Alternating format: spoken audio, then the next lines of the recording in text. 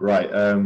Hey, folks. So we are going to do another episode, this time looking at Sunil's diet. So last time we had a look at my experiment with keto diet. This time we're going to look at Sunil's experiment with plant-based diet. So if you want to know more about the keto diet, go ahead and check out the back episode. If you want to know more about this plant-based diet, then keep listening. We're going to go through it now. So Sunil, plant-based stuff, fantastic. How long have you been doing it for now? So I think I'm going into my 4th week now. So after my my step challenge, that's when I started it. So it's been about 3 weeks, I think. And yeah, so going into my 4th now, and already seen some fat loss. So very encouraging. First impressions then, like how you feeling? You feeling good? You look good. Yeah, feeling great. I think I touched on this on our first podcast where I was talking about like my just feelings in general and like my circadian rhythm. So at the minute, my just a feedback on my circadian rhythm and like how I'm feeling throughout the day and how my days have gone. I've been going to sleep at the same times, and I fall asleep around the same times as well. Like when I feel like I'm dozing off, it's the same times every day. So around like 8 to 9, I would say. I've been stuck in my routine, so it's kind of like clockwork. And then I wake up without my alarm at around 5:30 on some days, or 6, like around that time. So yeah, because my alarm is set at 6:30, but I'm waking up before it. And it's just, yeah, that's how my day typically goes. Stuck in my routine. Is that kind of unusual for you now? Like when you were on the keto or the low carb diet, was sleep different? Has it improved relative to that? I don't know if I touched on that on those podcasts that we did, but I've not had like bad sleep, if that makes sense. There's not a time in lockdown where I can say and look back on where it's been like bad, if that makes sense. So, but like, because I was having the mints during our first ever podcast, and I was feeling the same as I am now. So there wasn't, I wouldn't say there's like a massive difference between when I was consuming like the meat and like now. So because the emphasis, I thought I'd check because I know that sleep's a big thing for a lot of people. It is for me as well. And I thought anything that can help that. I thought there perhaps was a connection there between maybe glycemic load and evenness of like blood sugars, because we know that blood sugar crashes through the night can wake people up. But yeah, so I mean, I know for me, for example, like I track my heart rate as well with my Fitbit, and oftentimes if I have a bad night's sleep, usually I check back my heart rate and it's all over the place. And sometimes I think that can be related to blood sugar crashes during the night. So I try and have, well, nowadays with a lot more vegetables, it seems to be a much better night's sleep because it's a far even distribution. So I thought potentially there might be something there. But then I suppose during the low carb, you're probably eating a lot of veg anyway. Yeah, the low carb, I think my first video that I did on my YouTube, you can see my grocery haul, and I was loading up on the veg. Even though I was still like around the 100-gram mark of carbs for those days of eating, I was still eating a lot of vegetables. So yeah, that's because I was doing the high volume approach. So I was using options that were going to allow me to eat a lot in food weight for those videos. And I'm doing that, like I'm pushing that a lot more now in these last 3 weeks. I've pushed that like a lot. So that's the main difference, because my carbs at the minute are around 300. Yeah, I suppose I just wanted to focus a bit on the circadian thing that you said, like to begin with. I mean, a lot of that is related to sleep, but it's also related to like your inner clock to do with like meal timing and moods and all that kind of stuff. So I think just for the audience benefits, especially if we're trying to like, maybe sell a plant-based approach almost, that maybe sleep probably not that different, but that's okay. And probably more down to evenness of the glycemic load from the vegetables, maybe. But also, like, what about meal timing, just general hunger, mood? Was there any change relative to low carbing? I suppose people will be interested to to see like what would the inclusion of a lot more vegetables, a lot more carbs do in this sense? What do you think? I would say, well, just to kind of, because my lifestyle might be different to other people's, so just to explain like my daily routine, like my mornings are the busiest in terms of like work. So I can get away with like pushing my eating window in the mornings. So I'll normally push, well, I don't try and push it. It's just that I'm busier. So I'm not really thinking about a meal or food in the first part of my day.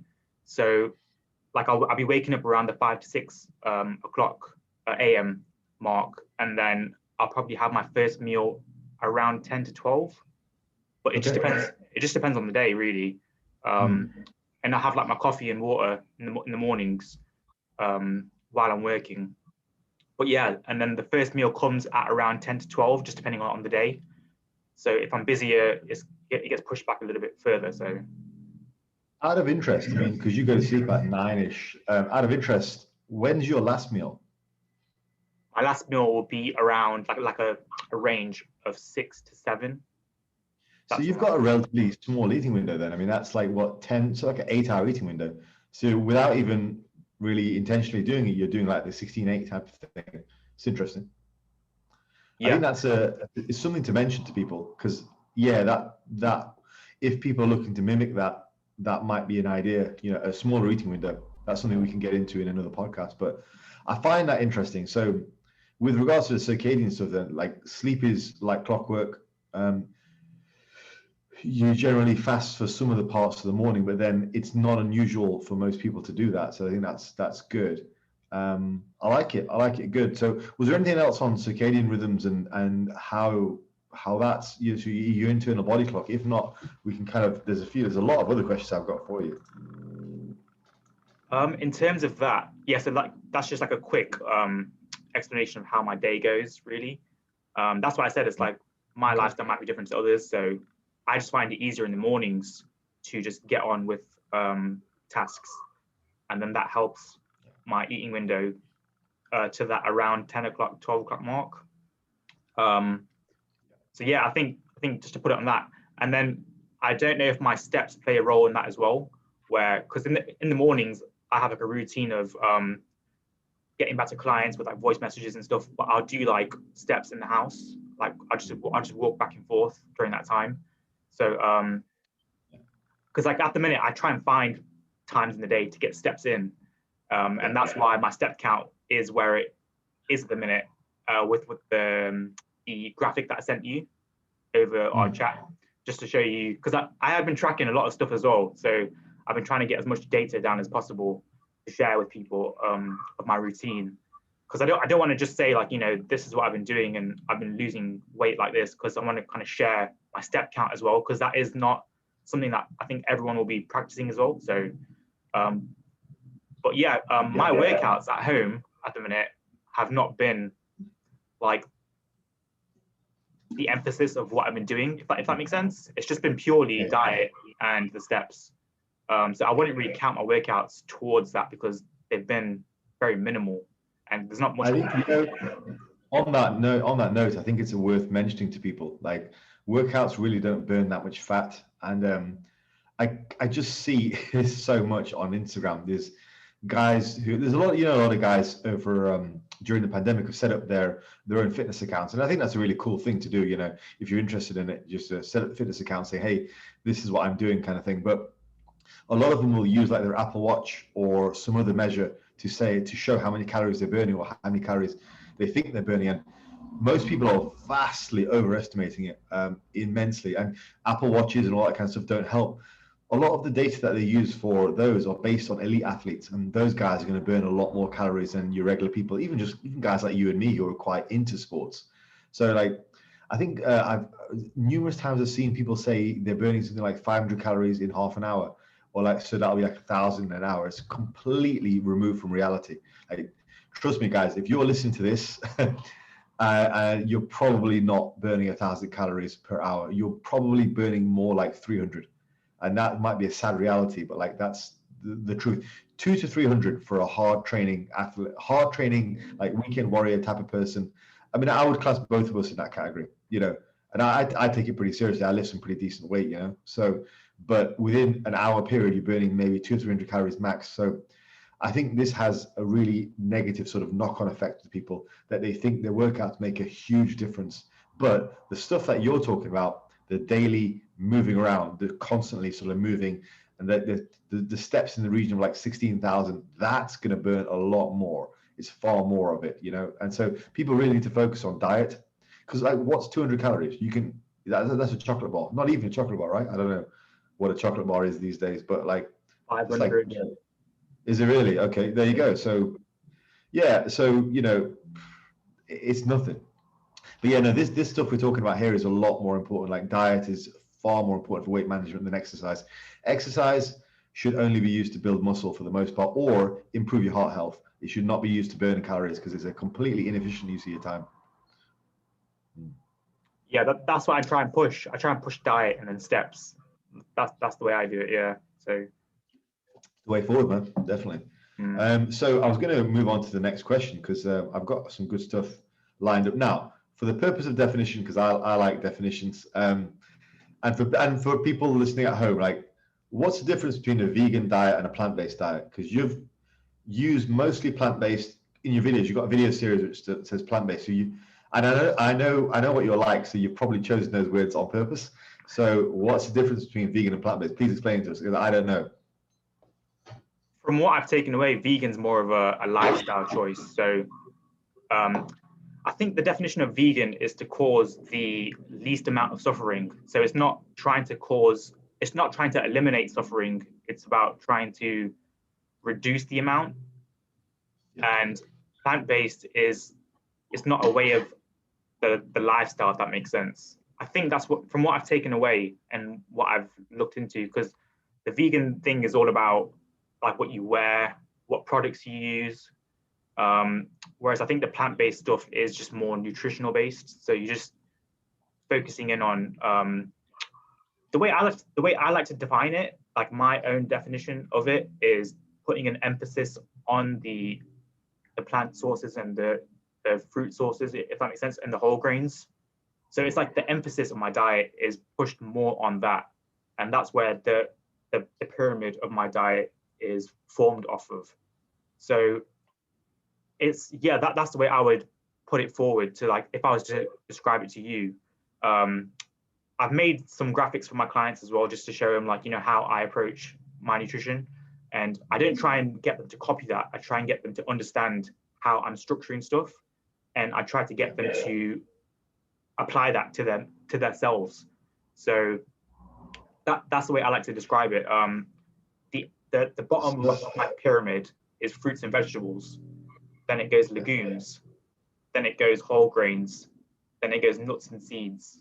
So I hope that makes sense, because the way I like to eat with my appetite, I can get away with a lot more fruits and vegetables, and then I can get away with more legumes, less legumes, and then I can get away with less whole grains, and then I can get away with less nuts and seeds.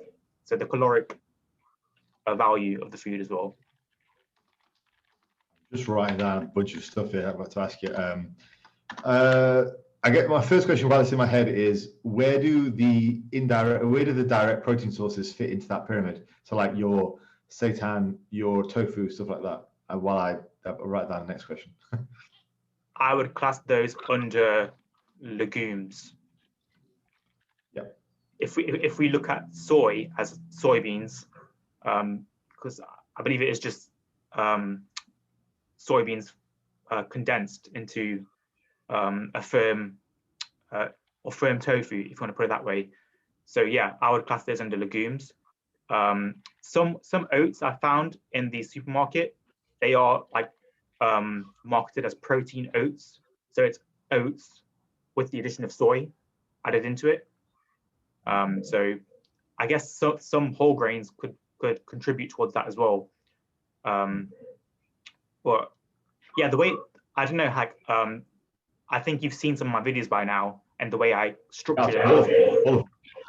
Yeah, so I don't know like how I would explain it, but I found ways around it, if that makes sense. So I've just looked into it, seen what foods offer me what nutritional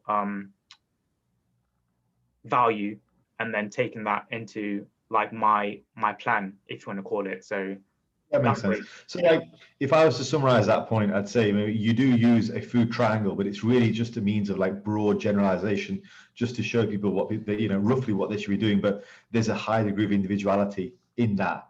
And it's really just a starting point for creating your own sort of rough food rules and food plan kind of thing. Yeah. Okay. Yeah. So I guess if I was to summarize the plant-based versus vegan, would I be right in saying this? Plant-based is much more of a nutritional approach. So it's an approach where you are looking at health primarily, and your food choices are determined by your desire to pursue good, excellent health. Whereas vegan is primarily ethical based, and your choices are your choices are determined by the ethical standpoint. Now, there's going to be crossover. So with vegan, you can do it healthy, but it's not necessitated by the approach. So you get vegan foods which can be unhealthy, of course, and vegan foods which can be healthy. So there's back and forth on that. Whereas plant-based, part of what you do, it probably is ethical, and part of what you do might be considered unethical by some vegans. So if we were to summarize those two, I'd say plant-based is probably more nutritional, has that as its focus, whereas vegan has ethics as its focus, and there's crossover between the two. Would that be right? Yeah, I would say that's a good way of putting it. Like there is a crossover, because I do believe some vegans, there is a degree to it. So like palm oil, I believe some wouldn't use palm oil because of the way it's sourced and the way it's manufactured, I think, and by destroying forests. So even there was that big thing against Nutella like years ago, right? Everyone was like up in arms about Nutella. It's like there's so much going on in the world. Everyone's like just slamming Nutella. What? I believe so, but I could be wrong. But I do think I'm right there. Yeah, that's a good way of putting it, because that ingredient is plant-based, but some people won't use it because of the ethical side of it. So that's how I would put it. So, and like my episode 2, which I think you might have seen, look at how you could be eating like with a plant-based diet, and it's not necessarily healthy. Like it's not like the general term of healthy. There are ways that you can eat around it, like, if that makes sense. Yeah.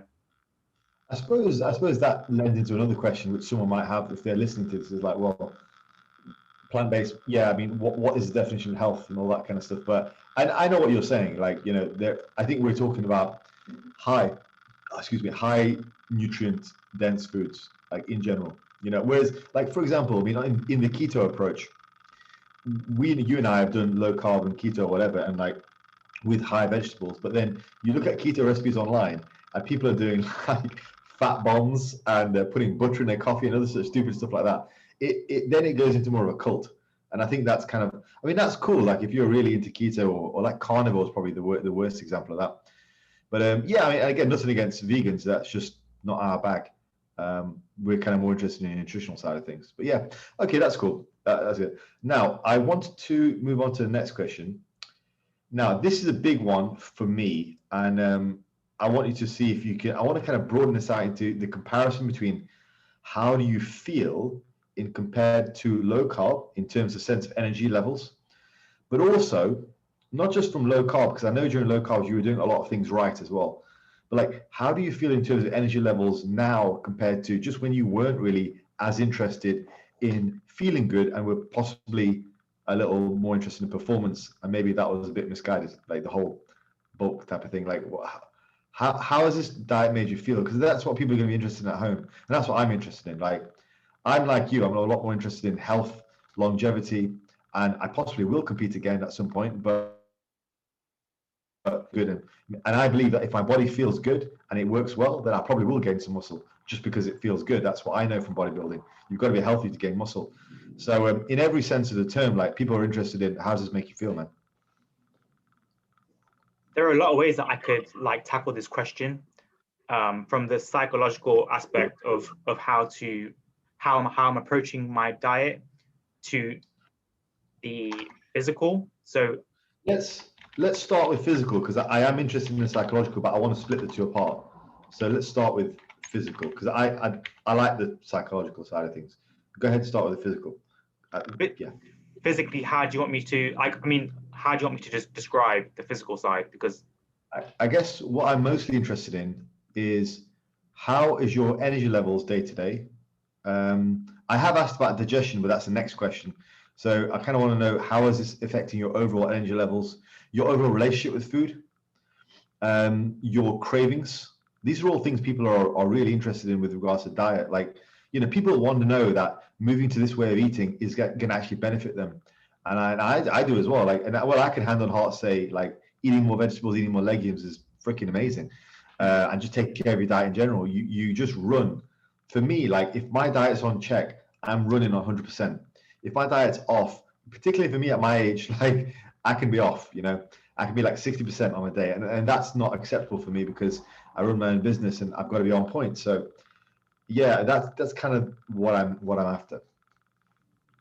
okay, yeah, I understand that now.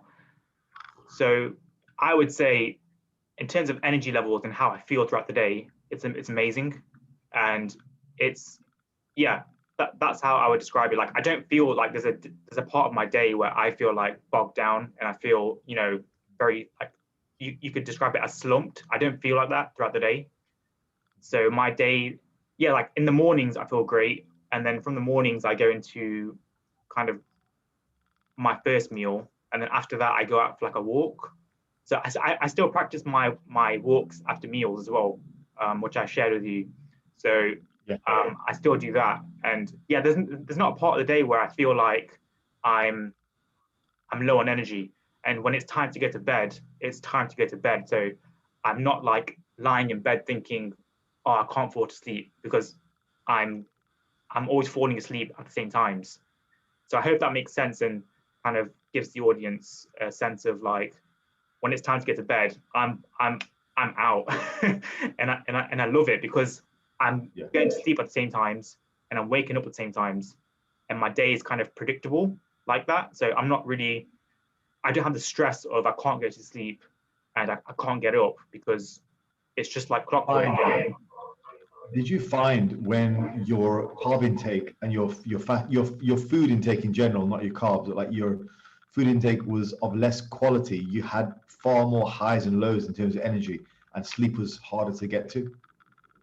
So do you know when I was eating the Rice Snaps and the Rice Krispie cereals? Yes, yeah, I remember.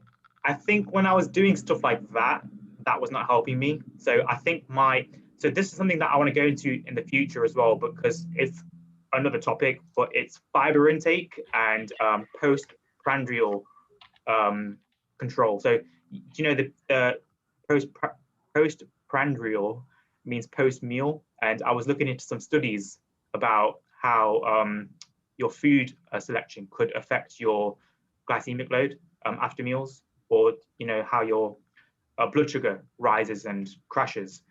And fruit was seen to help in certain dosages. So I think one study took blueberries into account, and they found that 75 grams of blueberries added to a sugary cereal actually helped.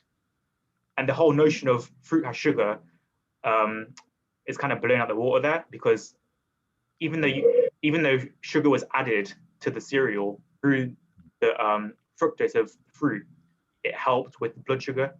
So that's something that we can go into in another podcast. Actually, you know what? I think it's relevant now. I'd like to touch upon it because I think this is a point where people at home, just to frame this for people at home, what we're talking about is this, right? So if you're listening at home, let's say you have a huge meal, right? You feel great, all that kind of stuff, but then an hour later you have this massive like energy slump and you just knackered. And if that is you at home and you're listening, like, okay, this is what I'm talking about. Also, for example, are there certain things which you eat which make you feel like crap? Like, which within an hour or two, like maybe your mood, you feel off. Like if you have a lot of high sugar, high fat snacks, like a lot of chocolate, a lot of crisp, all that kind of stuff, does that make you feel like crap afterwards? Or for example, are you not a morning person? And I'll tell you this, Sunil, like nowadays, I'm more of a morning person, right? And I never used to be, and that was from poor eating habits. So what I'm talking about here, what we're talking about, is this. I think is this idea of a glycemic load and the evenness of your blood sugars over the course of the day. Like for most people who are unhealthy, like bordering on obese, overweight, whatever, or they just eat like crap, odds are they're going to have poor blood sugar control, and that's going to lead to crashes, which is going to cause these bad moods, your inability to sleep, add to your stress, and also increase your inability to cope with stress from life. That's a really important thing. We all have stress. We can't expect to have a life with zero stress, right? It's 2021, but our ability to deal with stress can be influenced by this evenness of blood sugar. That is such a crucial thing, and we think that sugar only really applies to like diabetics, but it's so much more than that. We're all like on a scale of sort of insulin resistance and whatnot. So this applies to everyone. So what we're talking about here, what Sunil, what you're describing there is like that ability. When you said like you get to sleep on time and you feel relaxed, that was key for me, because that's something which if you're eating a crappy diet or you're overweight, you're going to really struggle with, partly because you struggle with your blood sugars. You have some food, your sugars go high, you feel good, all of a sudden then they crash and you feel like crap. And all day long, if this describes you, then pay attention to what we're talking about, because both of the videos, like this video and the last video, we've talked about different types of diets. They can help to solve those energy levels. And like for you and me both, it's crucial for us to have a good degree of energy throughout the whole course of the day and to sleep on time. So that I think is massively relevant, and I want to talk a bit more about that. So like, yeah, energy levels through the day and sleep is amazing. Yeah, because Faz, like it's important to me because I had that problem of my appetite being very, very big. So I had to solve that problem of how can I fix this issue of my appetite being very big, but I still want to remain lean. So how can I create a plan for myself which allows me to work around that? And the keto didn't solve it, I think, because of the lack of fiber. That's what I'm putting it down to now. And I feel that when I push my fiber intake, even if that means eating a lot more carbs, because vegetables are carbs and fruits are carbs, and I feel like carbs are just lumped into this like bad category when like they're all the same. Yeah. So but they're not. Yeah. So I found that when I pushed the fiber intake through the carb sources like fruits and vegetables, like I have been recently, and before, because when I was doing the potato, carrots, and bell pepper kind of thing with the mince, my vegetable intake then was really high. But more so now, I've even like emphasized that and pushed that to like the other end, where I'm hitting like around, I think, over 100 grams of fiber a day through what I've tracked. So yeah, like I'm finding for myself, I'm hitting around 2,300 calories, even 2,000 on some weeks on average. And the reason how I'm getting around that and why it's working for me is because I'm pushing the fiber to that extent. So well, this is what I wanted to ask. Like, yeah, I think the energy levels, the sleep and the energy and the appetite are connected. And I think the missing link here is that evenness of blood sugar. And we know that fiber evens out blood sugar levels. So I think that's the connection there. I think your appetite is linked to your sleep and stuff. The soluble fiber, which I've read upon, creates a gel-like substance. So when you ingest that, it can help in controlling the blood sugar levels because of what I'm putting it down to is the fiber, basically. Yeah, also, I agree. Yeah. Also, I would put it down to the sheer amount of food that I'm eating in like my sittings. So I've read into some research on why, like, how could you work around issues of appetite and just lowering calories in general. There was the types of food, so like solids versus liquids, and the paradox of soup, which we can go into another time. But they found like eating solid food generally was better. So they were saying like try not to. Oh yeah, so something that I've not touched on before. Fruit, try to eat it, don't try to juice it or blend it into like smoothies, because then you just destroy the process of eating it and the fiber as well. That's something that I've not touched on, and I wanted to make sure that I touched on this week from previous podcasts. But yeah. So I wanted to stick with the appetite stuff for a while, and how you feel in general.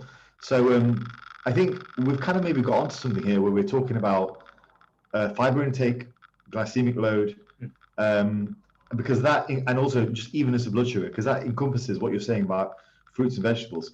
Like we know with, is this true? Like with fruits, they have a relatively even distribution of blood sugar compared to say, people think they they give you blood sugar spikes. Like what is your experience there? What does your research tell you on that? From my own experience, so just like as a personal example, I use apples, blueberries, strawberries, some tangerines into that as well.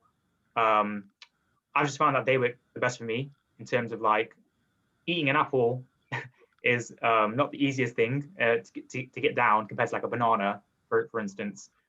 So yeah, I found like what doesn't get discussed is the fiber content of those foods, and the emphasis is put on the sugar and the fructose. So, and reading that study on the addition of blueberries to, I think it was cornflakes, and how that helped the blood sugar spike was interesting as well. So just from my experience and reading into some of the research, I think it was Jenkins. There's research by Jenkins and colleagues where they tried to investigate how much fruit intake is beneficial, and they could not put it down to a certain amount. So it was pretty much, I don't know if I want to say eat as much as you like, because they couldn't really pin down a point to where how much fruit intake would be not beneficial. I had the studies on my documents, but in terms of the fiber intake and blood sugar control, I found that the more I push the fiber, the more it helps. And if my fiber is lower, because my fiber was lower when I was having the Rice Krispie cereals and treats, and my appetite then was greater than it was now. So I think and the whole talk on like wholemeal products are not better than like white rice and white pasta. I think that, I think because what they're missing there is that the fiber content of the wholemeal stuff is greater than the processed. Oh, okay. You're saying it is relevant. Okay. I would say just from like the fiber intake, if you wanted to push more fiber, then choose the whole grain products. And that would possibly help your appetite more. Yeah, that's what I'm taking away from my experience in using those kinds of products. Yeah. I think this is great. Like, I mean, this is awesome. So all right, I'm just going to summarize this for people at home. So listening.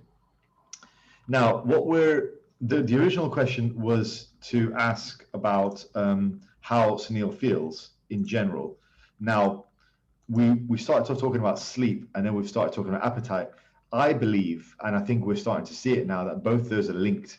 Your sleep is linked to appetite, and poor sleep is probably linked in some way to really crappy appetite, like really high appetite. And I think the link is more than likely the stability of your blood sugar levels, which is in part what we're saying determined by the composition of your food, and a large part of that would be the types of foods you eat, and a large part of that would be, fiber. So like I know for me, for example, I'm currently on about 55 grams of fiber, and that's the highest I've had in quite a while. But because I was always curious, you see, Sunil, about how the difference in our diets right now is simply just that we eat very much the same, different quantities, but very much the same. But whereas I would eat meat, you would choose to eat legumes. So the difference there is protein versus carbs and fiber, and more protein. So I'm not getting as much fiber as you in that regard. So it made me wonder, what is the difference? Because I'm not getting quite as much appetite suppression as I feel you're getting. So what is the difference there? Because I'm having more protein, but I'm not having as many legumes and stuff like that. Perhaps the difference is the bulk of the fiber. Perhaps if I push fiber up more. And a take home for people at home would be, well, you know what? If you push up your fiber, it's not just a case of this provides you with more bulk in your stomach, but actually the more important thing is this might even out your blood sugars. So that will slowly and naturally let you lower your appetite and lower the amount of food you consume without feeling like you're dieting, because you just, like Sunil's experiencing over the last few weeks, your hunger just goes down. And while you are eating to full, but the cool thing is, for the audience, is cool because you're tracking your calories as well. which is nice for them to see. So like you're getting all the experimentation from us, from like Sunil tracking his intake, but at the same time eating the appetite, and naturally yours going down. You're not making an effort to reduce your calories, but they're going down because of the food choices. And one of the mechanisms may well be fiber. And I think evening out your blood sugars is probably helping your appetite and also helping your sleep and your circadian rhythms. I personally think that's fucking huge. I think that's a big point. That's what I've learned, because the majority of my diet has been plant-based, but I've not emphasized it as much as I am now. So like the addition of the legumes to add in more fiber, and even though there's more carbs, there's this discount analogy to fiber. So when you take in more fiber, it's kind of coming in at a discount because of the insoluble fiber. Does that make sense? So it's not 2 calories, isn't it? Yeah, I think that's interesting as well, because I was thinking if I was to take my calories back to when they were around the 3,000 mark, I was like, shit, like I'd have to eat so much food, like the amount of food. Yeah. So I've made my diet so difficult that the thought of having to eat 3,000 calories now to me is like pretty crazy, because I'm like, the amount of food I'd have to push would be difficult. So yeah, so I've been trying to figure out how do I make my diet the most difficult I can in terms of being able to eat the sheer amount of food. So I've structured my diet with these low calorie options that allow me to eat pounds worth of food, but at the same time, the energy I'm taking in from the food and the calories that I'm taking in from the food is very low at the same time compared to where I was before. So there are ways around it as well. So I was thinking about how to go into a bulk with this approach. And what I would do is just simply push more whole grains. If that makes sense. Exactly. Yeah, absolutely. And what that might do is it'll be easier to eat for one, but also it might influence your blood sugars to make you more hungry as well. You might just naturally get more hungry, you know? Or like add a couple of Rice Krispies in like you were doing before. That'll probably spike your hunger too. You know, just subtle, nuanced stuff. It's quite interesting. I want to stick with the physical side of things, and just one more question on this before we move on to psychology is: do you still get cravings? Do you still want a piece of chocolate or what?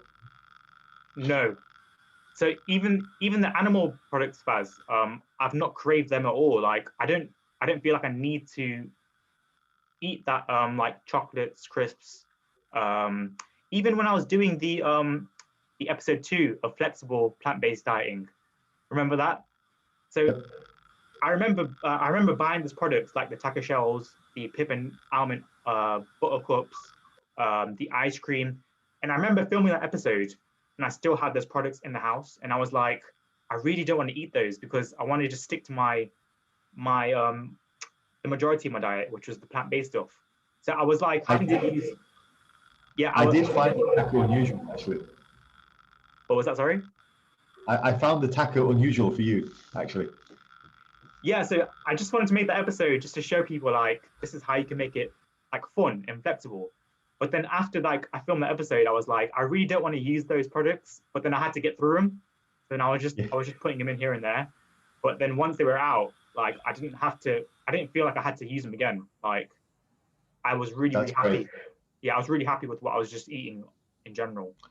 Because I think that's a big thing for people. It's like, yeah, we could start a new dietary approach, but what about cravings? And oftentimes, one of the struggles that I have with some of my clients is like getting them to understand this idea that cravings are not going to be eliminated by giving into them.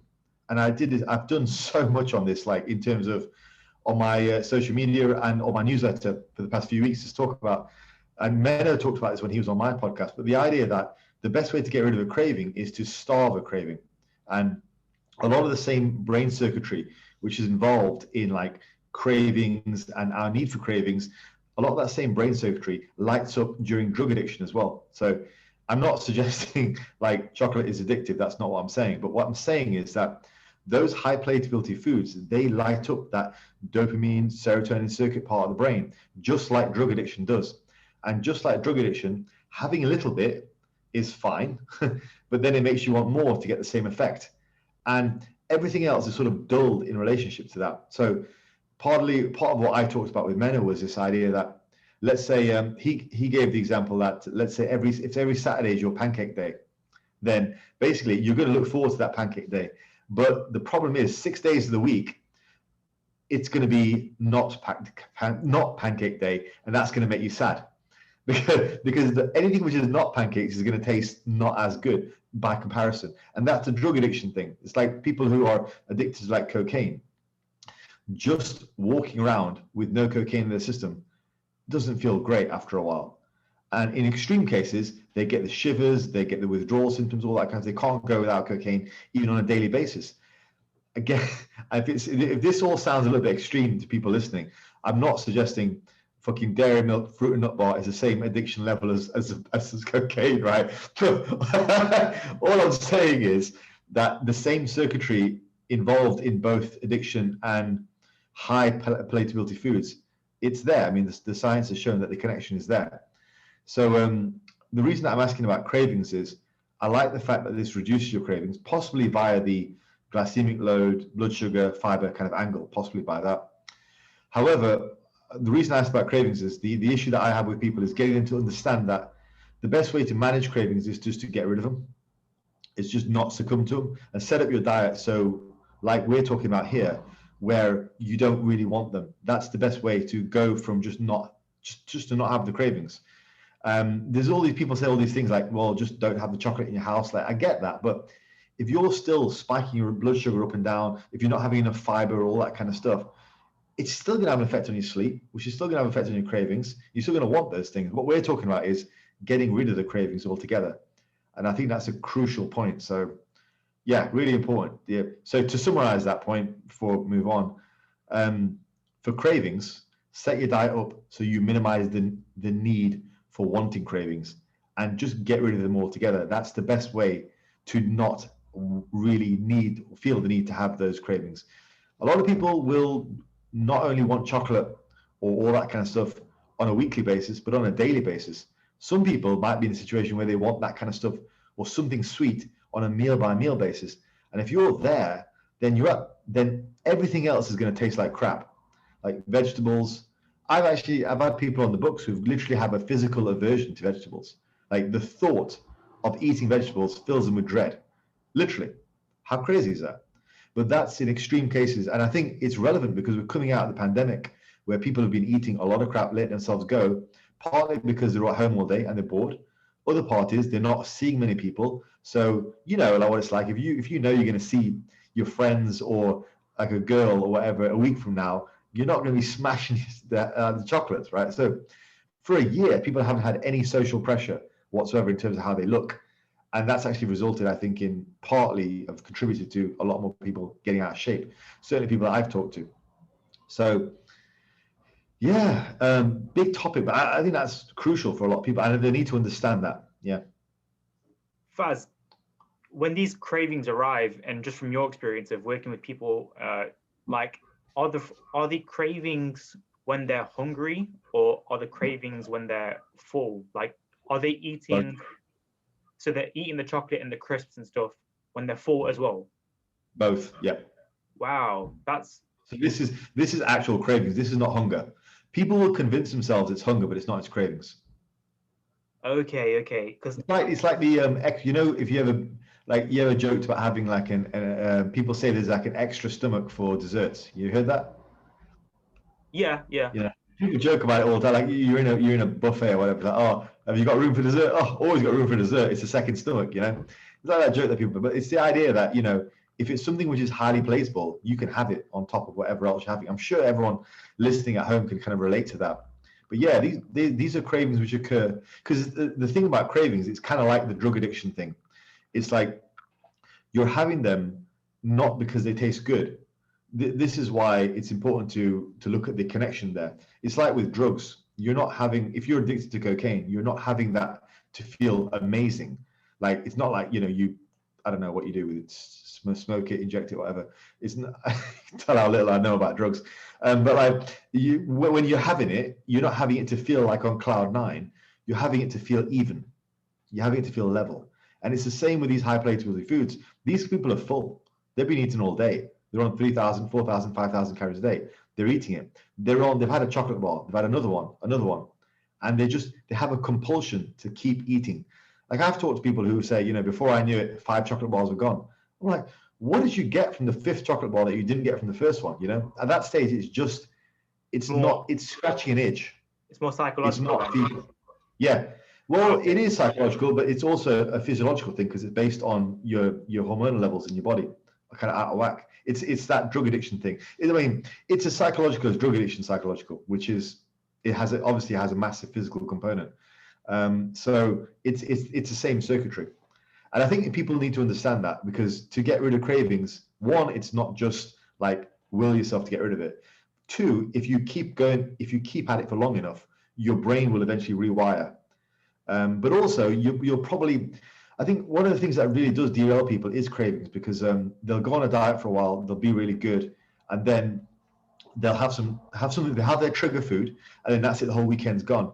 What they need to understand, or that they'll be on a diet for like 10 pounds, 20 pounds, and they'll have the trigger food, and that's it, they're gone. 3 months later, they wake up and it's back to the same body weight again as they were before the diet. What people have to realize is with cravings, if you are predisposed to having an addiction to like chocolate or high palatable foods, whatever, that's always going to be there. And the analogy that I use coming from a teaching background is, it's kind of like if you've got dyslexia, like it never goes away. For the rest of your life, you're going to have dyslexia. You just find ways of coping with it. It's the same with this food addiction and cravings. If you have those, you're always going to have them. Like so it's not like, okay, I did a diet for 10 pounds and now I'm done. Give me all the chocolate again. That's not going to work. You might never be able to have all that stuff. And that's okay, because that's just the cross you bear. Just like someone who's dyslexic or autistic or whatever, they have their own ways and means of coping with the world. And people need to understand that that's really important. Just from your experience, just to throw this at you, have you found giving people, so let's say this person has an episode of a craving that's coming on, have you found giving that person, like, say, if you do experience this episode of this craving, why don't you try substituting that craving with this food item? Would that help? Or like giving them options of what they could have instead of that previous item?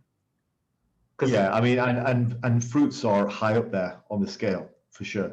I think the thing that I get people to do is I get people to write down what their feelings are and look at the journey which led up to that point. Look at the feelings, the timeline which led up to that point. Because if you've got a craving at, say, 2 PM for some chocolate because it's going around the office and you're just unable to say no, odds are there was probably a meal which was skipped early in the day. There was probably which caused you to be more hungry and reduce your willpower. There was probably some additional stress in your life. There was probably something unusual that happened. Maybe someone cut you up in traffic. Maybe you had I don't know, the cat was being a pain in the ass. You know, something happened which threw you off, which then affects your willpower. Or you might just be at the beginning of your journey and you're not quite there yet to be able to control yourself. So I get people to write down their emotions and get people to write down like what led up to that event, because that's super important to understand where this is coming from. Because people like this are always going to have their cravings, but if they just can't control themselves, like unusually so, then there's probably something that led up to that point. And understanding that's crucial, because that's how we learn to build these routines, and we learn what our triggers are. And if we never learn what our triggers are, we're always going to be a slave to our cravings and our sort of hormonal influences and you know, all that kind of stuff. It's kind of like sex, right? If you get uncontrollably horny because you walk by some advertising billboard which has got some woman like, I don't know, in a bra and knickers, like, and that messes up your day, then possibly don't drive by that. I know that's a bit of a silly example, but it's about understanding triggers, I guess. Yeah, like I like to give options for those episodes or instances, because I'm not a robot either. Like I have my foods that I freaking love that I wish I could eat more than I could, but I know, like, for my personal goals, if I were to engage in that the majority of the time, I would ruin what I've taken away from, like my results in the past. So I've found my way to work around that. And like, if I were to indulge in foods that I like, for example, it would be peanut butter and jelly sandwiches. There's like, I have my list as well, like of stuff that I crave, but I have to work around that, and I have to set up my eating routine in a certain way where my caloric intake doesn't go through the roof. So there are things that I practice that help with that. And you would have seen in my videos where I like peanut butter is big for me. Like, I love peanut butter, but I know that I can't eat that much of it. So finding substitutes and low calorie options or low calorie dense foods to help me with that has been a big thing for me. I personally think that this is the best coaches are the ones who have experienced this stuff themselves. Like, the best fat loss coach is the one who's been fat before and has managed to control it. The best muscle building coach is someone who's struggled to build muscle and has actually solved that issue and have got somewhere, you know. So like, if you're an all-star track athlete and you've been doing nothing but playing sports your entire freaking life, and then all of a sudden you go into teaching and coaching people how to do things, odds are you're going to be pretty fucking awful. So people say all the time, like, you know, you've got to be able to walk the walk. You do to a certain extent, sure. But if you're a world-class athlete from like fucking 18 years old, it's highly unlikely you're going to be able to teach anyone anything, because, or like, if you've just naturally been lean. For like, I remember years ago talking to a PT, and he was, this is the kind of conversation that some PTs have. It's absolutely disgusting. He was saying, yeah, I don't know why people find it so difficult to get lean. I got out of shape once. This guy's like 19 years old. So I got out of shape once, ate clean for a few weeks, and I got my six-pack back again. I was like, ah. So he can really, he has no idea what people are going through, like with cravings, with being fat for their lives. With, you know, he has absolutely no clue. All it took for him to get a six-pack abs was to just to quote unquote clean it up for 4 weeks. A few so, weeks, yeah, you know, weeks. Yes, for guys like you, well, I've been trying to fix, you know, all through my 20s I had these issues. So I think for somebody who has struggled and has even, you know, succumbed and then has fixed themselves and has found a long-term approach, they make a much better coach. So the stuff we're talking about here, it becomes relevant, because there might be people sitting at home going, well, I don't give a crap about glycemic load, I don't give a crap about fiber, I just cut my calories and I do a bit of cardio and I'm good. I'm like, if that's you, fucking great, man. You do you then. You don't need this shit, you know. What we're talking about, we're talking about for people who do. And for the average person who struggles, then that's what they need. It's the same with building muscle. Like, if you've never really struggled to put on muscle, then and assuming you've actually built a reasonable amount of muscle afterwards, then you're the go-to for muscle building. It's like, I didn't start off particularly massive, you know. I gained a decent amount through steady progressive training, and I learned how to do things right, you know, and eventually got through. So there's a much more of an authenticity with people like that. But obviously, you know, if you've got your shirt off and you're flashing a six-pack 365 days of the year on Instagram, then you're going to get more views and you're going to get more likes, but you don't necessarily make for a very good coach under those circumstances. That's a bit of a tangent on cravings, but interesting one. Yeah, and this might sound strange to people, but, well, because I'm in the fitness industry and I work in the fitness industry, but I personally hate the transformation pictures, because it just sells point A to point B, and it doesn't show anything of what's been happening in between. And I personally hate them because of that, because people get this notion of, oh, that person did that, so why can't I? And like, they think that there won't be any hurdles along the way, it won't be hard. They just see the transformation and they think, oh yeah, let me just go over there and do that as well. And that's what I don't like about it. It's that kind of, there's none of that in between that gets shared. That's just like it's all motivation culture. It's like, you know, motivation, you know, it's this idea that motivation is everything, when the reality is motivation is very, very minimal part of it. A lot of, you know, it's more about routine, it's more about habits, it's more about discipline, it's more about passion. Motivation is just nonsense. But the thing is, most PTs, 9 out of 10 PTs, sell their services based purely on motivation. And most clients look for that motivation because that's what they think is the key towards the body of the dreams is just to be motivated. If I can only get motivated, I get a six-pack. No, absolute fucking nonsense. If anything, I would say motivation will harm you because it will prevent you from looking at actual reasonable approaches which you can sustain for a lifetime. So yeah, I'll go on record and say like motivation may well be fucking counterproductive in the long term, because all it's going to do is brainwash you to the idea that the local meathead fucking moron PT who all he wants to do is high five you and tap your ass, or that he's somehow going to be the key to your result if you only just stay motivated for the rest of your life. Well, I've got news for people. Like, you don't stay motivated for the rest of your life. No one does. We all have crap days. We all have cravings. We all wake up sometimes feeling like crap. What you need is structure, habits, and discipline. So that moron PT who's just constantly got pictures of him in the gym lifting weights, looking down on the floor, having some weird fucking caption talking about stars and sky, like, that's nonsense. It's worthless. It's more than worthless. What you actually need is somebody who's going to be able to teach you the habits and things that we're talking about here. So yeah, wow, that was a motivated talk, wasn't it? I get passionate about it because like I've fallen for that shit before, you know, and it ultimately makes you unhappy. And I don't like to see people waste their time. So yeah, motivation mostly counterproductive. It's just not realistic. Agree with that. Yeah. Right. So I'm going to move it on to. We talked about the beginning. Well, the two categories we were looking at were how do you feel physically? We've covered that quite a lot, but what about psychologically? Like, that's an interesting one. This is a big difference compared to the experience with keto. So I don't know whether it's because of where I'm at in my life at the minute in terms of appetite, because I have heard that appetite decreases as you get older, but I'm not too sure on that. But at the minute where I'm at, my appetite's really big. So I found like just the psychological aspect of seeing a lot of food and spending a lot of time eating was a massive difference as well. Because with the keto, I found because you are pushing the fats, the volume of food is a lot smaller.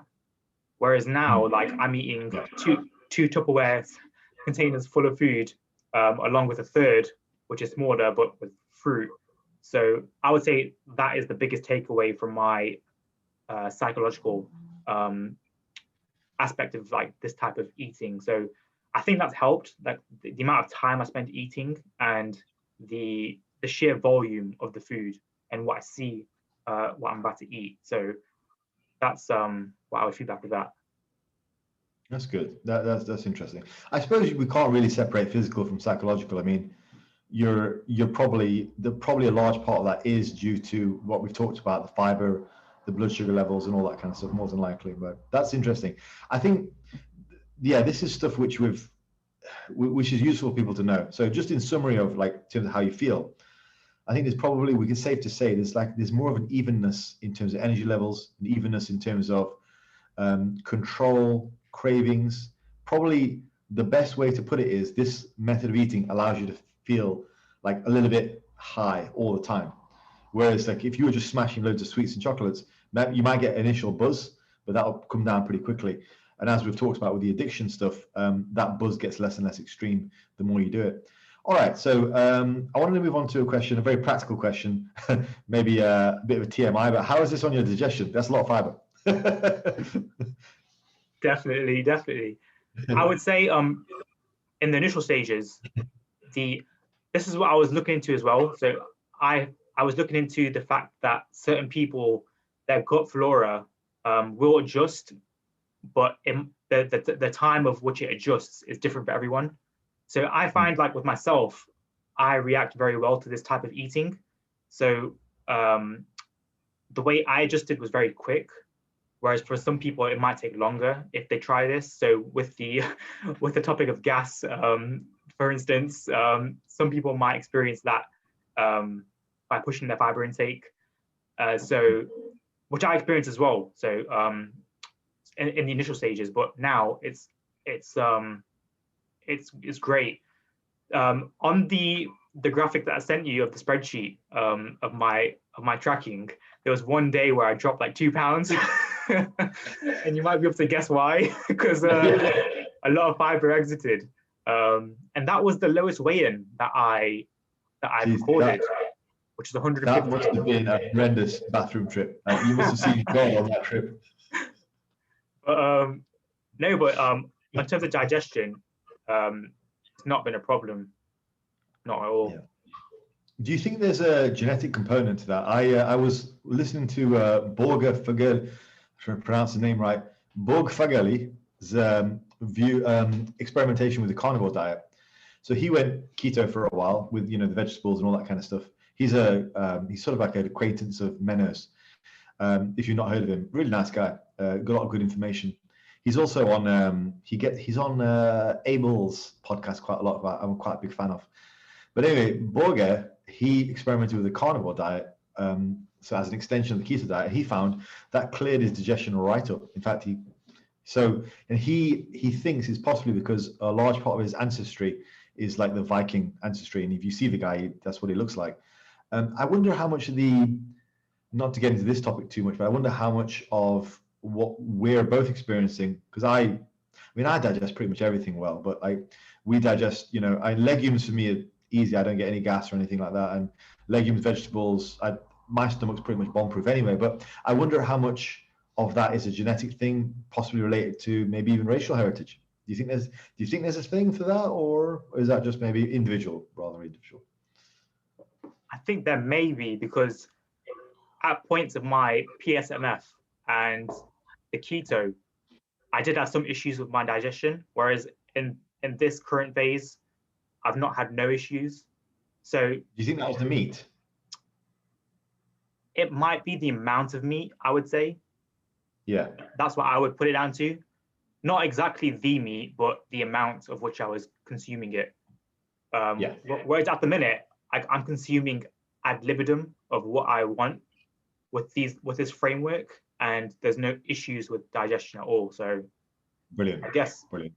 Okay. I guess the way I'd frame it is I'm able to eat and push as much as I want with this type of framework of eating with the plant-based. Whereas, I think psychologically that's very important. To go back to your last point, like if you can eat ad lib, that's huge. Like people are going to want to be like, oh wow. If you look at the broad study, which I think I sent you from I think it was the New England Journal of Medicine, but that trial which they did was, I think, the largest trial to date. I'm not too sure, but the participants in New Zealand that took part, which were obese, they were told to eat ad libitum. One weakness of the study was that it wasn't followed perfectly. So, but the important thing about that study is that they were told to eat as much as they wanted, and the weight loss was greater than the control group, and the weight loss was sustained at 12 months. So that's something that I looked up in the evidence as well. So yeah, but that has been a big thing for me, because I found that I've been able to lose weight and not really stress about. So the point about last week about counting calories as well. If I was not to count calories at the minute and continue on with this framework of eating, I would not have to stress about tracking. Yes. I hope that kind of gets through to the audience as well, because I've only tracked just to kind of share the data with you and the audience. But I've been thinking about not having to track and not wanting to track. And I didn't think I'd have a problem with this type of eating. So the only reason why I'm tracking, or I would want to track, is because my streak on MyFitnessPal is coming to 500 days in a row. So yeah. I don't track. So I just wanted to go back and finish off talking about the study you mentioned, because I brought it up while you were speaking. Just so I think people are going to be really interested to hear this. So I'm going to read out the background, and I'm going to read out the conclusion. I'm not going to read everything in, but the background is, this is a study called Meals Based on Vegetarian Protein Sources Are More Satiating Than Meals Based on Animal Protein Sources, a randomized crossover meal test study. So this was by Christensen and all in 2016. Feel free to look it up. So background, recent nutrition recommendations advocate a reduction in protein from animal sources, pork and beef, because of environmental concerns. Instead, protein from vegetable sources, beans, peas, should be increased. However, little is known about the effects of these vegetable protein sources on appetite regulation. So the conclusion is, to jump ahead, vegetable-based meals, beans and peas, influence appetite sensations favorably compared to animal-based meals with similar energy intake and protein content, but lower fiber content, related to what you were saying. Interestingly, a vegetable-based meal with low protein content was as satiating and palatable as an animal-based meal with higher protein content. Now, I've talked quite a lot about protein being satiating. Now, it is in certain circumstances, but what the most satiating foods are high protein and high fiber. So that is always going to be like, and the way the internet is, it's kind of like, well, if fiber beats protein, then protein is shit. That's not the case. Like, protein and fiber are the most satiating foods. Now, underneath that, you've got the range of other stuff. You know, you've got like your high carbs with very little fiber. That's horrendous for you. All that kind of stuff, or like high fat and all that kind of business. But protein and fiber tend to be the most satiating. And so, but we've never really had many studies which could directly put the two to head to head. It's kind of like Lennox Lewis versus Mike Tyson. Like, you know, they're both heavyweight contenders. Which one's going to come out on top? So they're both very useful. So ideally, a diet should be, I would say, very, very high in fiber, very, well, reasonably high in protein. From the looks of this, though, if you're really trying to optimize, then it may well be a case where you're doing something like Sunil's saying, which is, and what Sunil's currently experimenting with, which is to prioritize mostly high fiber and vegetables. It does appear from, at least, and I think Menno posted a study about this as well, it does appear that vegetables tend to be, on average, more satiating than just pure protein sources. Bearing in mind that these protein sources were relatively fatty as well. So they weren't like chicken and stuff. So that there's a slight difference there. And also bearing in mind that just because vegetable intakes or high fiber intakes might be more satiating doesn't mean that protein is crap all of a sudden. It's still a very satiating food. And for most people eating an average standard UK diet or US diet, protein is still going to be very, very satiating macro. So a bit of a nuance there, but I just wanted to round that up because I thought that was an interesting study. I read that and it was thank you for that. It was good. No, yeah, I've been looking into a lot of the evidence and just reading, and I think I've read too much and I'm finding it hard to present because there's so much that I've kind of taken in. So I need to kind of present it better by kind of structuring the way I present it, if that makes sense. But I personally think you're presenting it great. I love it. Honestly, I think this has been a great chat. I think we're presenting it really well. Now, was there any more on digestion? You was something else you were saying just now, or should we move on to the next question? I think we covered it. So I kind of explained like some people were just faster than others, but digestion on a whole there's been no issues with digestion for me. So there's nothing really to feedback there except for there's just benefits really in terms of how I've experienced it. My next question was a relatively quick one, but it might not be relevant now because you said you don't have breakfast. But what are your breakfast options, or are there decent, like with your clients? Are there some decent breakfast options for this kind of diet? I normally have like an egg frittata, but I suppose you wouldn't have eggs either, would you? So. I've got this on my YouTube description, so I'm like, breakfast foods taste better at night. So I don't really like to class foods as like, this is like a breakfast food, this is the dinner food. Right.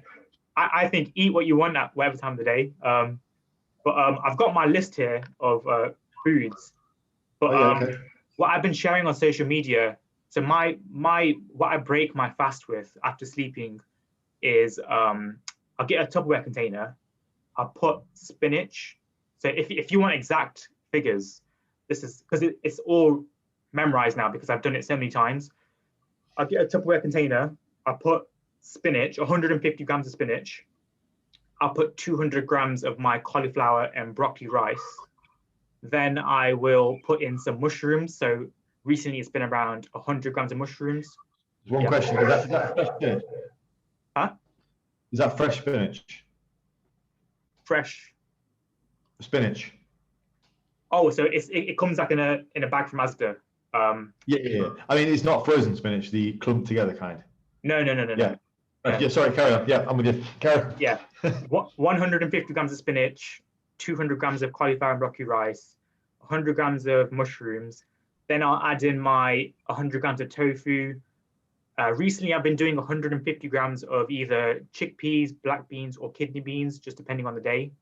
Cool. And that is what I'll heat up in the microwave because I have that hot. That's one Tupperware container. My next Tupperware container is my crunchy veg because I like it cold and crunchy. And sometimes I dip it in. I dip it into my hot Tupperware container just to use that as a scoop.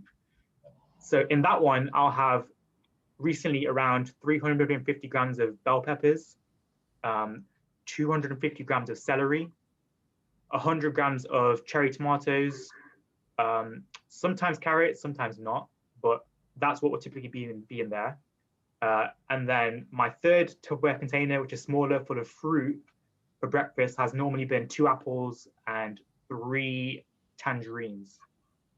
So, and then I put on like my spices and some vinegar on the cold salad. So that's how my breakfast has been. And it's pretty consistent, pretty much every day. Cool. Okay. Yeah. So I like that. Yeah. Yeah, solid. So yeah, not a traditional breakfast, but but then you're having it later in the day anyway. So you've been up for like 5 hours. I'd have a traditional breakfast for my last meal. So because I've eaten so many fibrous vegetables in my first and second meal, my third meal is having to be like a lot lower in volume. So this is where I've been having oats and it's not been an issue. So I'd have like, say, 60 to 70 grams of oats with some peanut butter and maybe some chia seeds and flax seeds for my third meal. So that could be a breakfast.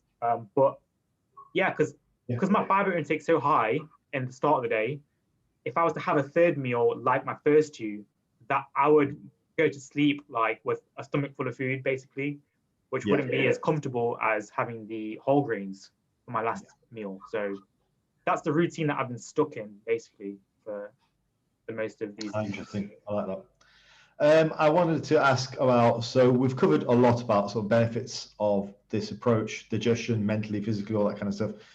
What about price difference? Like in weekly shops between this and low carb, is there a big difference? Is it the same? How much is a weekly shop for you? So this is all of my receipts that I've managed to keep because they were at the bottom of the bags. What I've done for you in the audience, just to give you some sort of idea and just to make this better to present, I'm just going to share my screen with you. So one sec. Yeah, cool. So I didn't know how to present this, but what I've done is I've just laid out what the backbone of my diet is. Can you see that? Nice. Yeah, I can see. That's great. So these are the foods that I have pretty much been eating daily, and I've separated them into purple for legumes, green for veg, and then red for fruit, and then that brown for whole grains, and then the blue for fats or nuts and seeds. This is great, by the way. If you're listening to this on a podcast, like go check it out on YouTube because this is good. So I've listed it as well in numerical order from the cheapest item to the most expensive. So if you've got any questions on this, just let me know, and then I'll. Can I just say, as a former IT computer science teacher, I'm very impressed with the use of the spreadsheet and the calculations. I thought I want to like present it because remember how last week we talked about giving context of vegetable intake and sometimes saying a lot of veg is not very helpful. Yeah. So I want to eliminate that and I want to make sure people get the information that they need, which is why my videos are so long sometimes, because I'm literally walking people through and kind of hand-holding, you could say. But I like that though. I like that. I mean, like one of the things I don't want to do is like treat my audience like idiots. Like I give my audience all the information, no matter how complicated it is, because I assume they're intelligent people. So, you know, can I just ask, what is that per week, or is that? So this is where I've kind of struggled to think about how to give it. So maybe you can help me with this. So this is for one item of each one of these ingredients. So depending on how, because you know the individualization of the person's body weight, Like for instance, for me, I will buy probably 3 or 4 of these bell peppers, which come at 90p for one from my supermarket. So I will buy, say, multiple items here, but I've just presented it as one item. So you can process that as that is what it costs for one item. But for me, I'll buy probably like two celery stalks, one tomato. Yeah. Like it's very individual the way I eat. So I've not. Whereas I guess for like apples, I mean that is a price for like a 6-pack, right? So you might not eat those per day. Yeah, exactly. Okay. So the apples do come in 6, and the blueberries, strawberries I buy frozen, so they come in 350-gram bags. So typically speaking, then, like how long? Because I'm just trying to get an idea for the audience. We've got here 25 quid, but then as we're talking about, that's per item. So it could be like a can of chip. How long will this typically last you for?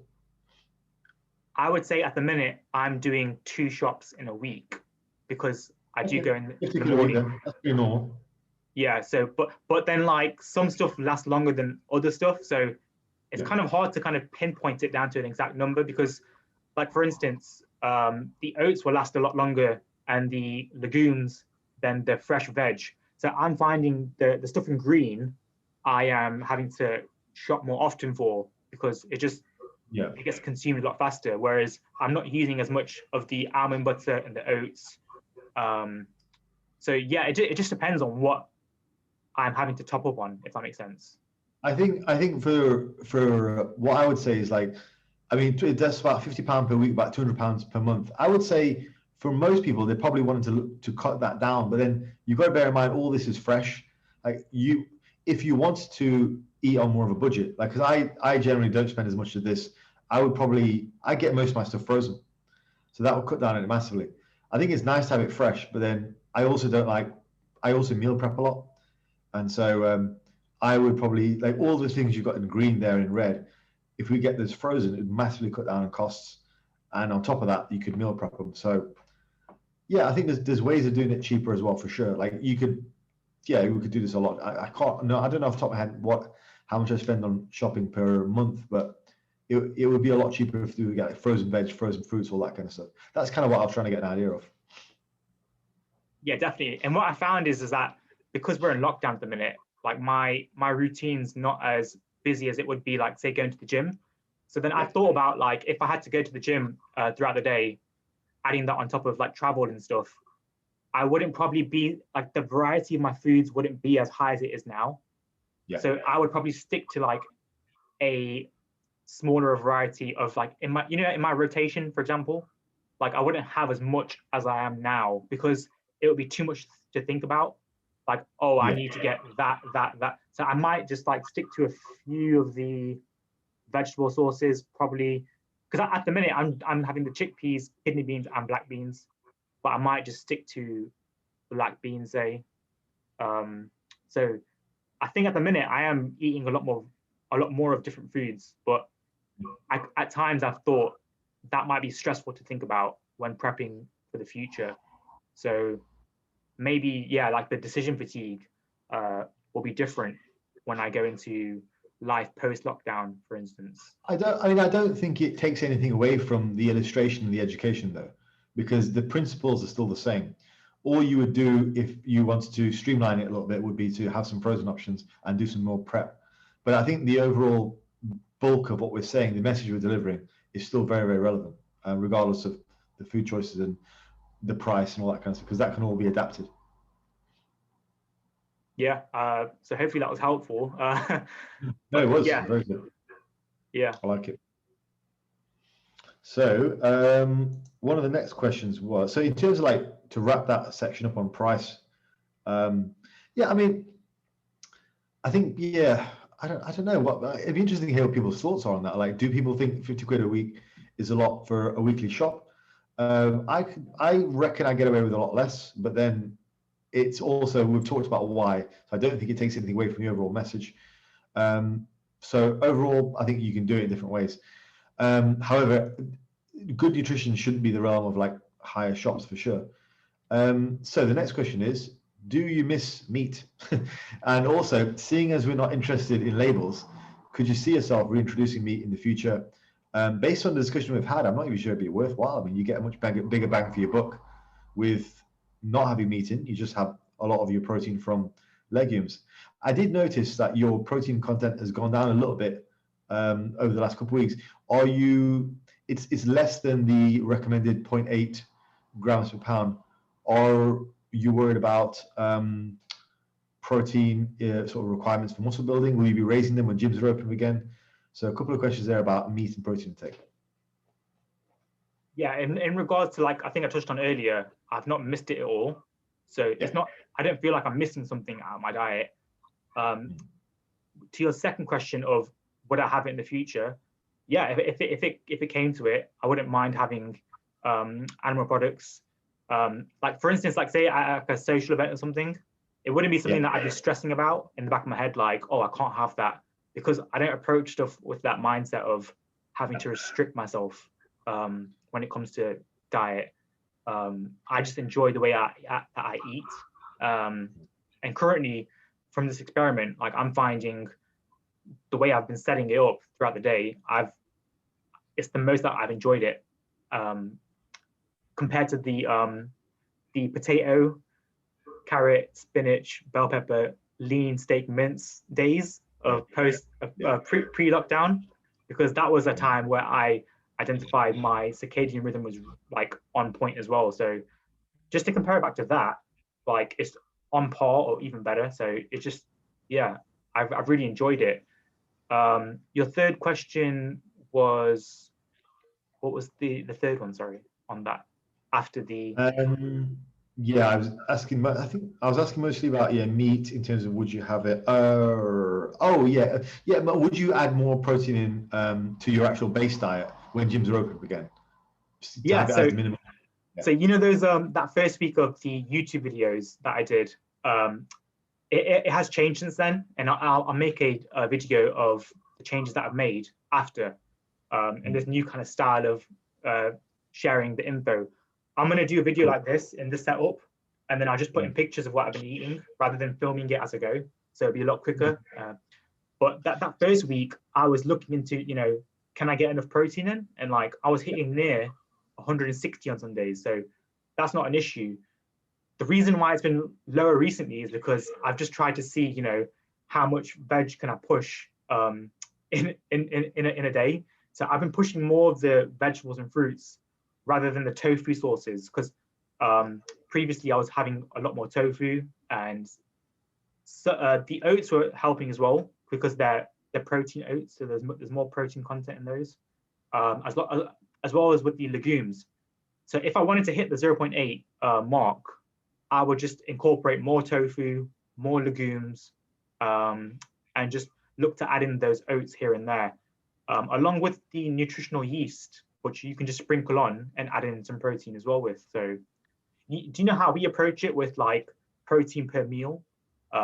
Which I don't know if other people approach that as well. So if you just space out your protein evenly with each meal, and you have a target, so say mine's 130, then like roughly 45 grams per meal.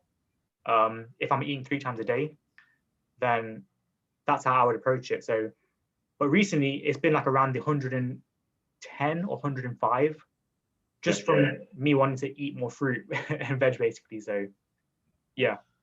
Which I don't think is a problem necessarily, like short term. I don't think that's a massive problem short term. And as you say, you might bang a bit more in, just another extra 20 grams or so when you're back at gyms in a couple of weeks' time. Okay, I like it. I think that's covered most things. The last question was going to be in regards to practically how is this relative to meat in terms of cooking and storing, but I think we've kind of covered that anyway. You have most of your food fresh, so that's kind of all good. I would say with the storing, if you're someone that's busy, maybe buying the veg cut up would be very helpful. Along with the storing, I would say if you do choose to go like with the kind of variety of foods, it's more difficult because you're having to prepare and store multiple items. So in terms of the like stress and the decision fatigue, I would recommend like what I'm doing now with my list that I shared with you. That's a lot of food to kind of keep in like your rotation. So maybe narrowing that down, I would recommend from what I've experienced. So maybe going forward for my like future of lifting, and I'm going to kind of narrow that list down to a few items that I really enjoy. Also, Faz, have you experienced or seen anyone document like a bulk done plant-based? I do know a very large plant-based strongman in the UK. He's very, very good. He's massive as well. He's like 130 kilos body weight. Big guy. And he also built quite a lot of his muscle on plant-based. So yeah, there's definitely people who do it. The sort of the counterpoint to that is, I'm pretty sure he's enhanced, but then again, enhanced or not, he's freaking 130 kilos. I mean, he's a big guy. So a bit of D-ball is not going to get you up to 130 kilos. So he's still going to have to put the work in there. But yeah, no, I've definitely for sure seen it happen. I don't theoretically, I see no issue with it whatsoever. I think you just have to put into place some of the principles we've talked about, which is that not all of your meals are going to be as voluminous, and they don't need to be. You just have to substitute, have a lot more grains, all that kind of stuff. Make sure this was a long time ago. I spoke to him. It's like 2005. I don't know what he's doing now, but I seem to recall he did do a lot of food combining, but then it became less and less prominent because he was just eating so much. Because when you're eating like 5,000 calories, combining foods to get the right ratio of amino acids seems to be fairly irrelevant. Also, that probably brings me to another question, and maybe my last one. You mentioned you've done some research on food combinations. Now, I've not looked at it since I first looked at it like 20 years ago, but apparently amino acid combining was a thing. So what I'm talking about for people at home is this idea that there are certain amino acids in some foods which are incomplete protein sources. There are certain in other foods, and if you combine them together, you get whole protein. And so you should try and do that meal per meal. You've done some research on that, which might have a counterpoint to that. What could you expand on that for us? It's the protein deficiency argument, like saying that if you approach this style of eating, you'll be deficient in protein, which is very rare in our world, anyways. But if you're eating a variety of foods, I'm pretty sure from what I've been reading and what I've been absorbing, like it's going to be very difficult to be deficient in protein. And if you have a variety of foods, you're pretty much hitting the mark with the amino acid profile. Because I think I shared that article comparing tofu to eggs, where eggs are superior, but it doesn't mean that tofu's crap. Like what you described earlier, saying protein and fiber. So if I was to choose my protein sources or like main types of protein, it would be tofu, the legumes, and the oats as well. You could say, and nutritional yeast. The peanut butter as well. I mean, the almond butter, if you want to say, if that was in my rotation. So I'm getting a variety of foods in which have the amino acid profile could be different for each. But what are your thoughts on that? Because the tofu has all the amino acids pretty much. So do you think that there would be a deficiency in protein? I think I'd be interested to see whether it affects things from a muscle building perspective. That would be my main concern. Inherently, I would say the human body is probably a lot more intelligent than we give it credit for, in terms of evolutionary mechanism of maintaining musculature. So I think as long as you're having a wide variety of stuff, you're probably going to be okay. But I guess I'd be curious about it from a muscle building perspective. I certainly would, and I think some coaches recommend having a little bit of a higher protein intake if you're vegetarian or vegan or plant-based or whatever. I don't know.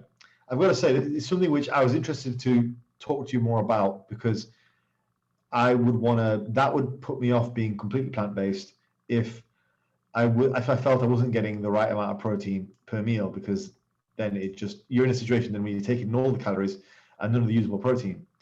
So I don't know. When you got guys like the strongman that I mentioned, he's on 5,000 calories, so he's going to be combining enough foods over the course of the day. Will that be enough for the rest of us? I don't know. Plus, he was on anabolics, so that makes a difference. So I think there's a lot of compound. I'd like to see some research on the subject for not just maintenance of muscle, or not just weight loss, or not just like health, subjective health, but actually for muscle building and markers of muscle. Because I think if eventually we're going to reach a point where, because of the plant-based diet, it has a detrimental effect on muscle mass, that's going to cause a long-term, very strong negative effect.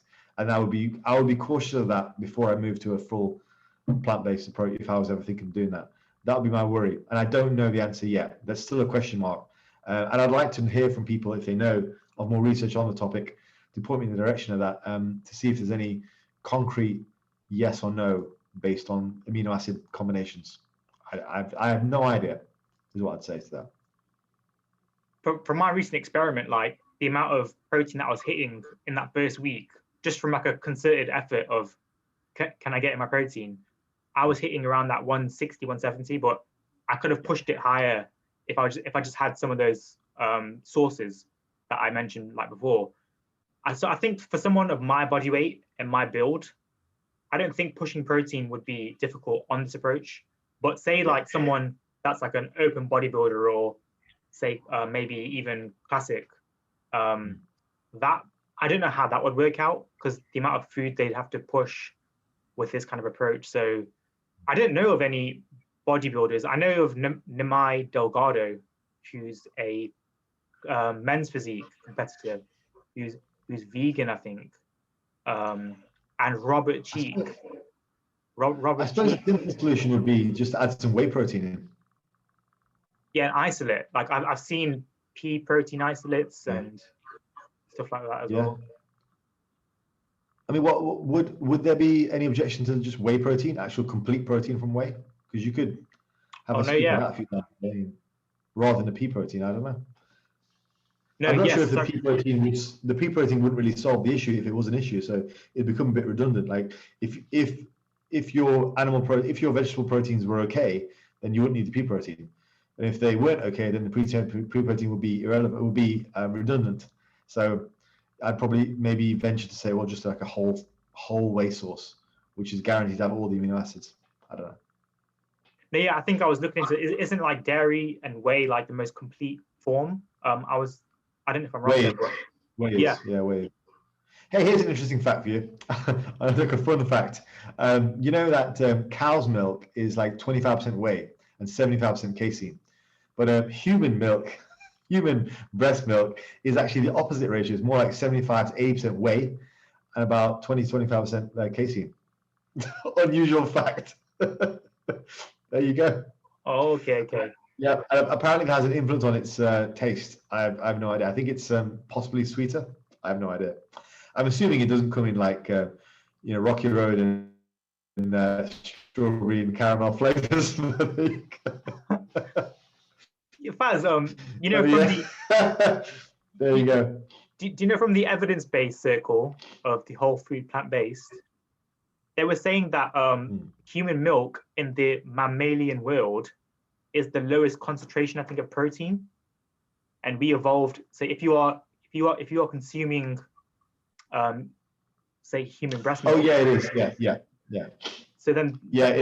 So while the actual whey content is higher, the amount of protein per milliliter is a lot lower. Yeah, it is. Yeah, so, you end up getting a lot. Yeah, I think it's like per 100 milliliters of cow milk, it's like 5 grams of protein. Per 100 milliliters of breast milk is about 1 gram of protein. So you get while it's higher quality, is a lot less of it. So such a weird conversation. Yeah, so that's one thing that I was coming across. They were saying the need for protein for that reason wouldn't be as high, but I need someone else that I know to kind of look into this as well and give their opinion to kind of bounce off. So that was one thing that they were saying, because if we evolved on milk that wasn't that high in protein, why would we need the amount of protein that's being recommended or advised? I think at the minute, just for like general pop, it's around 50 grams of protein a day to 60 on average. I'd say the confounding factor there is hormones. because mother's breast milk has a lot more hormones in there. Now, it would be the equivalent of putting a guy on 500 milligrams or a gram of testosterone and then maybe like 100 grams of protein and him growing like crazy. And you go, there you go, see? You don't need high protein. It's like, well, there's possibly an elephant in the room there, I would say. So I think that argument is quite easy to blow apart, to be honest. I mean, the thing is, we've known for years that you need a reasonable amount of protein. I mean, you might not need as high as some of the guys are doing, but certainly like 0.8 grams per pound. We've known that since the late 90s. So I'd say that's pretty well proven now that you do need a reasonable amount of protein. So for somebody your size, like 130, 140, somebody my size, at least 160 protein, I need that to grow. So I think any other arguments past that have got to refute 26 years of evidence now, which all talk beyond that. And as I say, I think the confounding factor there is the anabolics, the IGF and all that kind of stuff, which is present in those factors for sure. Yeah. Dope. Yeah. So everyone referred to Faz when it comes to the bodybuilding side of the talks, because don't listen to me when it comes to that. It's an interesting talk. I would like to maybe get some kind of like vegetarian, vegan bodybuilding expert on the podcast to maybe talk to you and me, like as a trio, then just maybe go through that. I just don't know anyone. So if anyone is listening who is insanely jacked and also a vegan or a vegetarian, please let us know, and we would like to have you on the podcast and discuss how you do it. And if the answer is drugs, then maybe don't phone in. But if you're natural and vegan, vegetarian, and jacked, we would like to have you on the podcast. If that doesn't happen in time, then we've got my bulking phase to experiment with and see how it gets on. We'll make our own. We'll make our own jack vegetarian, jack vegan. Okay, cool. I like that. All right. So in terms of like summarizing this, so this was firstly, can I thank you very much? Because I feel like I've learned a lot today. So in summarizing this, we've looked at difference between vegan and plant-based.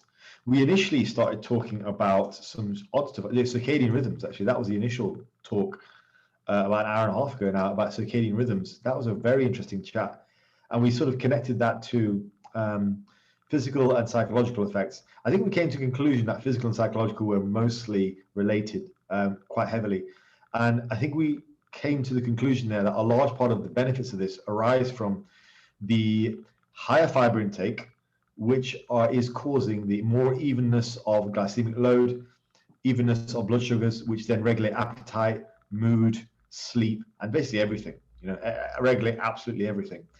And then we kind of went on to talk about digestion, sense of feel, breakfast options. We looked at price difference, even some practical options for breakfast you gave us, and some evening meals.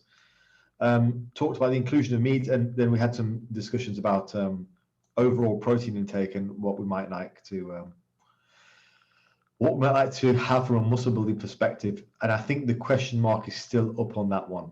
I would like to hear from someone who's got more experience in that regard than both of us. But great discussion. Thank you very much. No, you're welcome. I'm still learning as well. Like it's only been 3 weeks, so I'm not really like wanting to. I don't know. Like I still need time with this, like just to try it out and see how it goes going forward.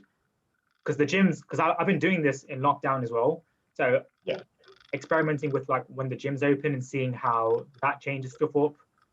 My routine will be different then as well. So seeing what that is like and just continuing feeding back. But I'm really enjoying the amount I get to eat. So that's the main thing that I want to share with everyone. The volume of food, the weight of food is just ridiculous at the minute. And and the 5 pounds lost on, I think roughly 5 pounds lost within that time frame. I'm just gonna continue it. But you know what I might do is increase calories. I don't know, just up a little bit, like to where I was previously, and then seeing what happens then. Like would that I would say let it go for a couple of weeks, and then if you want to increase it when gym's open. Yeah, I'd say let it ride for a couple of weeks and see what happens as an experiment. If you get down to like 1,800 calories a day, then do that. Just ride it out, and then when gym's open again, crank it. yeah, because previously I was on around, is it 5 or 6 or 700 calories more? But Yes.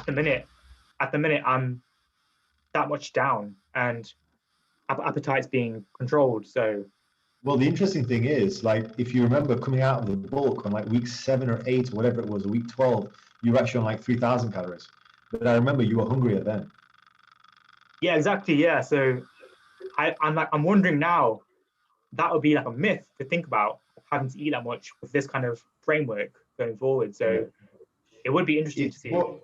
It's important to understand, because I think like guys coming out of a competition, you can really F yourself up if you just think, you know what, diet, and not even coming out of a competition, but coming out of a cut or a diet. Diet's over. I'm just going to go back to eating what I was before. I'm going to have some treats because I've earned it, because I've been dieting for so long. It's all you're doing is shooting yourself in the foot, really. You're literally shooting yourself in the foot with a hunger gun. That's why I love this approach, because I don't have problems with the amount I get to eat. So I'm able to eat as much as I want, basically, and I'm happy like that. Like I don't want to I don't want to eat a chocolate bar or something and taking that much energy just for that small amount. I'd rather be able to eat ad lib with foods like these. So that's why I like it, and that's why I always talk about that, just from that aspect. I think it's that sort of short-term reward for long-term versus long-term reward sort of outcomes. I think that's really important. That chocolate bar would be short-term, nice on your lips for a little while, for like a few seconds, but then long-term, what it's going to do is it's going to potentially make the rest of your food feel a little bit worse in comparison. It also might lead to some blood sugar issues, which is going to cause you to be more hungry, maybe more cranky, and just throw off your sleep. We're talking about minor variances here with one chocolate bar, but people are doing this daily. It's always throwing them off. And people just end up living with, bad sleep. They end up living with shit moods. They end up living with not being a morning person. They end up living with obesity, What we're trying to say is like, yeah, we're maybe talking about some really fine details here. But the reality is, like, we're doing these experiments so you can learn from them. And because we want to feel good, So you can take a little bit of that and learn from it. And I'm probably going to do a whole episode on cravings and getting rid of cravings and that, because I think that's a very important one. I think that offsets people. People are on a diet, 10, 20 pounds in, ooh, fancy that pizza. Next thing you know, they wake up a year later, they've regained 30 pounds back and another 10 pounds on top for good measure. That is an all too common scenario. And I'm probably going to do an entire episode on that, I think, at some point. I'd be interested in hearing that, because I'm kind of finding it hard to relate to that issue. So just listening to that would help as well, like just me in general. Yeah. So I look forward to that. I think, it's helping. You'll probably hear from your own clients. I mean, they probably have those issues too. I think you've got it's one of those things where you've got to jump in on the deep end with both feet with cravings. If you do have cravings, if chocolate's your weak point, just get it out of the house, try eating this way, and don't look back. Over time, it'll go. The more you have them, the more you want to have them. But I'll do a whole video on it, I think, because I think this is a really important topic. Yeah, but anyway, we better wrap it up there. Nice. So awesome, dude. That was a very, very good chat. And thanks for the questions as well, Faz. Yeah, really enjoyed it. Thank you. All right.